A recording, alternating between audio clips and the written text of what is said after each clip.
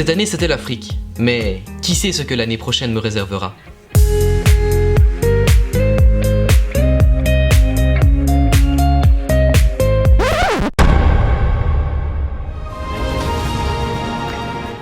C'est un virus qui rappelle celui du SRAS à l'origine d'une vaste épidémie en 2002, un coronavirus qui provoque des complications respiratoires. Les premiers cas ont été décelés dans la ville de Wuhan, en Chine. Le pays annonce d'ailleurs ce matin 17 nouveaux malades. Les voyages avec caractère récréatif ou touristique sont interdits.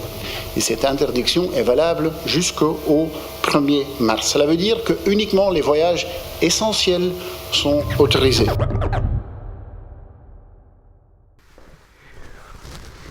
Oui, bon, c'est vrai, 2020 n'a pas été une terrible année, mais cette année, on se rattrape et je vous emmène avec moi à Madère, une petite île de 60 km de long située près du Portugal. C'est parti pour l'introduction.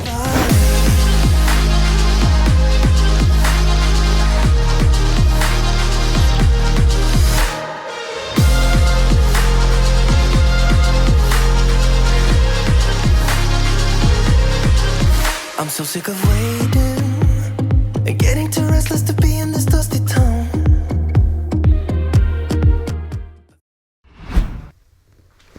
Il est bientôt minuit et le voyage va déjà commencer, mais il ne commencera pas ici, à Bruxelles, il commencera à Amsterdam, car nous décollons d'Amsterdam de l'aéroport de Schiphol, donc nous avons d'abord 2 heures de route à faire.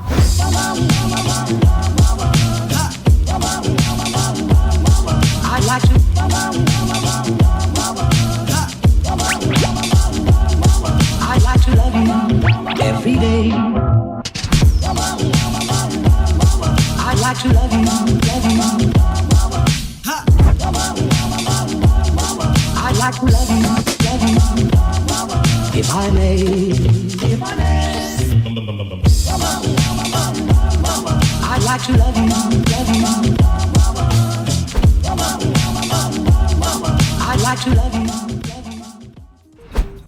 Une fois dans l'avion, le plus dur pour nous était passé, mais pas pour le pilote. L'aéroport de Madère est en effet connu pour être un des plus dangereux du monde en raison des conditions climatiques propices aux rafales de vent et à sa piste d'atterrissage très courte. D'ailleurs, c'est bien simple, seuls les pilotes chevronnés sont autorisés à y atterrir.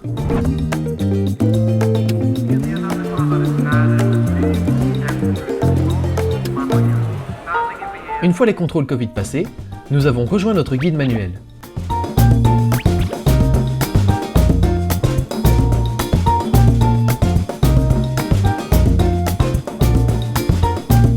Nous avons roulé une bonne heure vers Ribeira Brava où se situe notre hôtel. C'est de cet hôtel que nous avons rayonné pour nos promenades quotidiennes.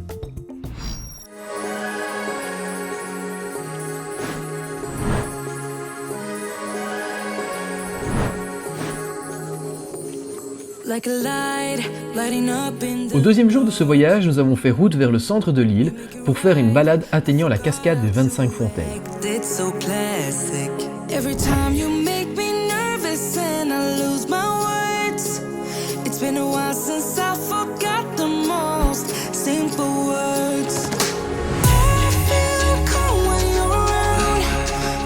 Ce petit cours d'eau qui coule à côté de nous s'appelle une levada. Mais qu'est-ce que c'est une levada ?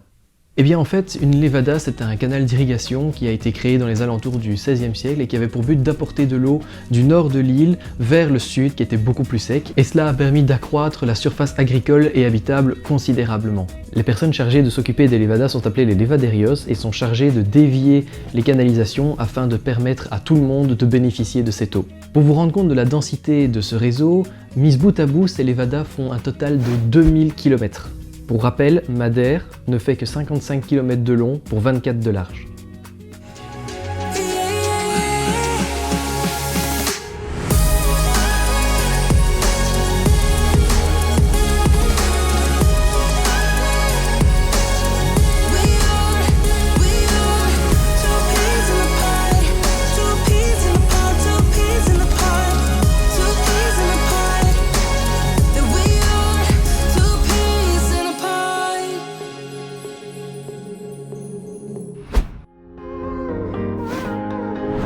Pour le troisième jour de ce voyage, Manuel nous a réservé une promenade sur le plateau de Pol da Serra, le plateau le plus haut de Madère s'élevant en moyenne à 1500 mètres au-dessus du niveau de la mer. Ce plateau a la particularité d'offrir un paysage très différent du reste de l'île. Pour commencer, nous avons gravi le Pic Orwivo, ou Pic Rouge en français, mais avant cela, nous avons dû passer un chemin qu'on ne voit presque plus. En fait, il est juste là. Mais avec le Covid, la nature a repris ses droits et a laissé pousser des petites plantes piquantes et urticantes. C'était pas le plus agréable des moments, mais ça laisse de bons souvenirs. Ça c'est pour voir si on résiste.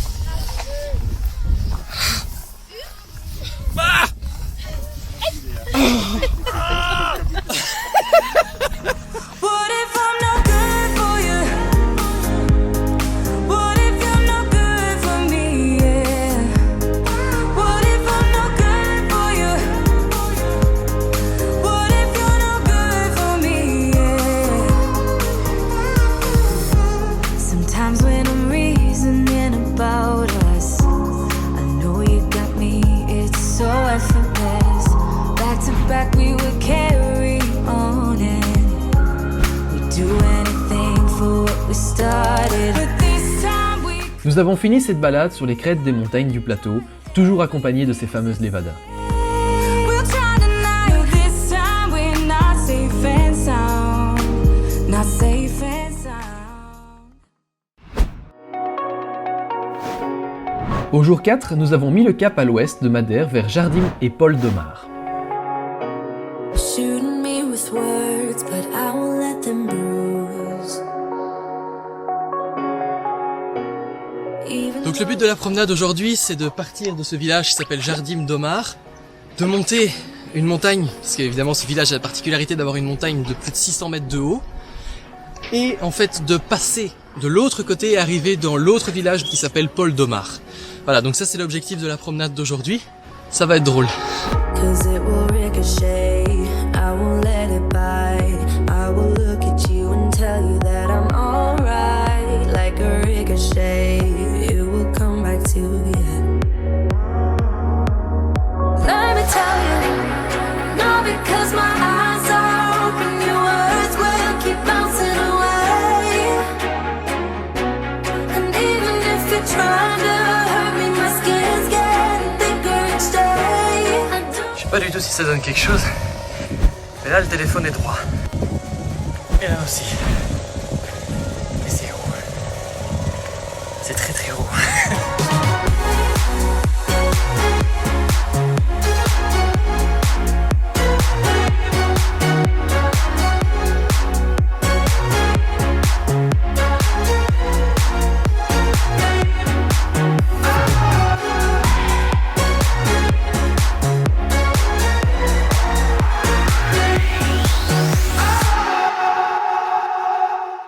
Bah, on est arrivé tout en haut. Et qu'est-ce qu'on va faire maintenant? On redescend. You try to turn me into somebody else. La vue est quand même juste fabuleuse. Entre les fleurs et les falaises comme ça, c'est un peu un mélange entre le Machu Picchu que je n'ai pas eu et des fleurs. Je suis le pire reporter de la planète. Mais avouez, c'est beau quand même. Eyes are open, your words will keep bouncing away. And even if you're trying to hurt me, my skin's getting. Regardez-moi ça comme c'est beau. Une petite cascade qui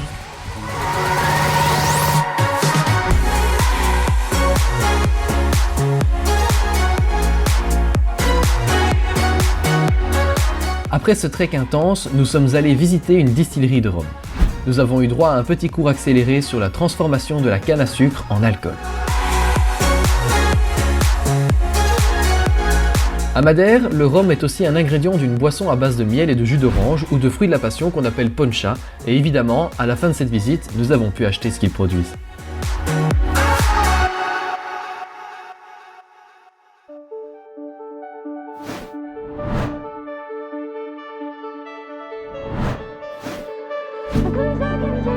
Le lendemain, nous sommes repartis sur une promenade avec un dénivelé négatif de plus de 800 mètres.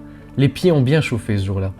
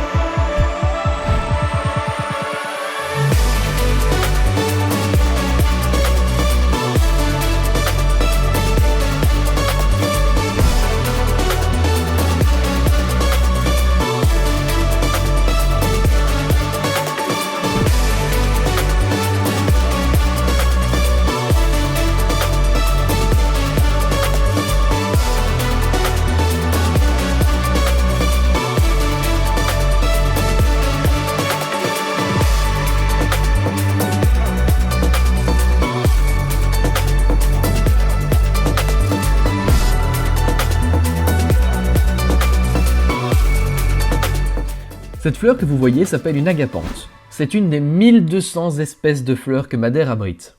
On comprend pourquoi elle a le surnom d'île aux fleurs.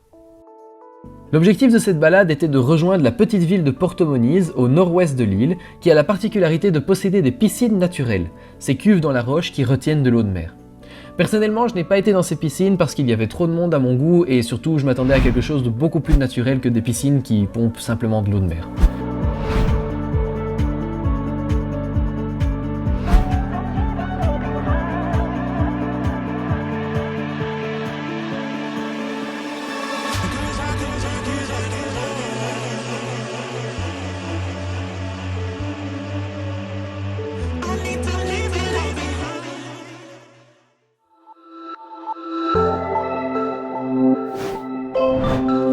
La fin de ce séjour arrivait et ce jour-là nous avons exceptionnellement marché sur du plat dans les hauteurs de Funchal, la capitale de Madère.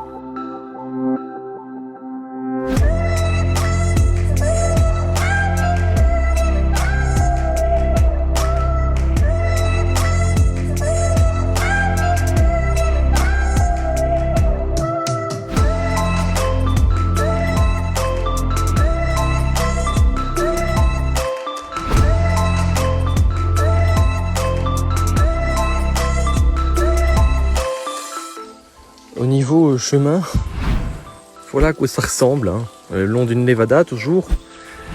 Mais par contre le vide là, oh même pas le fond.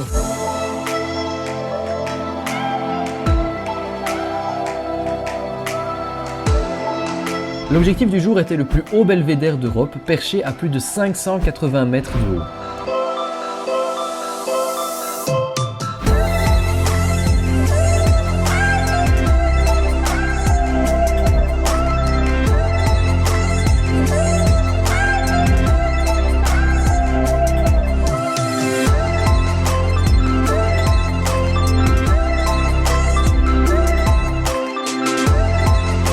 Au soir, Manuel nous a emmenés dans le deuxième hôtel du voyage, situé à Santa Cruz.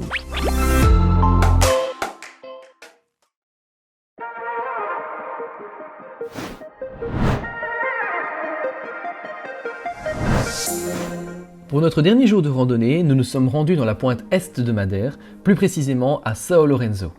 J'ai été impressionné par ce changement de décor radical. On s'est baladé dans des paysages beaucoup plus désertiques. Cette absence de végétation est principalement due au climat bien plus sec que le reste de l'île et au vent très présent, manquant parfois de nous faire nous envoler. La pointe de São Lourenço est d'origine volcanique. En s'y baladant, on le remarque assez vite. Elle est composée de basalte, de la lave refroidie très rapidement, et de sédiments calcaires, ce qui donne ce paysage si particulier composé de nombreuses couches de roches. En voici d'ailleurs quelques exemples.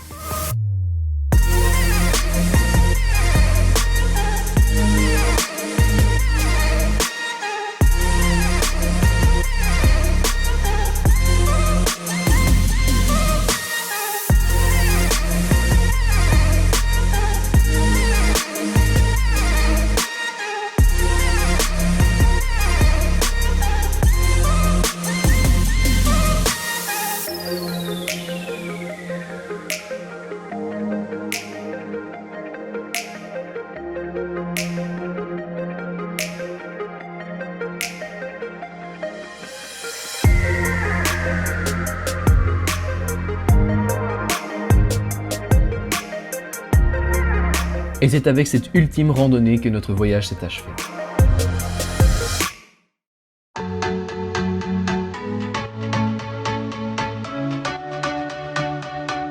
En conclusion de ce voyage, je dirais que Madère est à noter dans la to-do list de tout bon randonneur.